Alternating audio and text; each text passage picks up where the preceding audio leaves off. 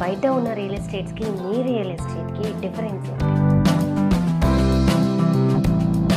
Only money కోసమే work చేసుకుంటూ commitments fail అవుతూ వెళ్ళామనుకుంటున్నాం.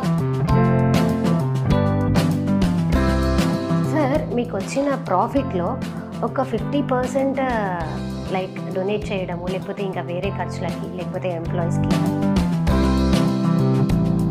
యోషితాని ఏ స్టేజ్లో చూడాలి అని మీ డ్రీమ్? ఈ స్థాయిలో ఆ స్థాయిలో చూడాలనే కంటే కొన్ని లక్షల మందికి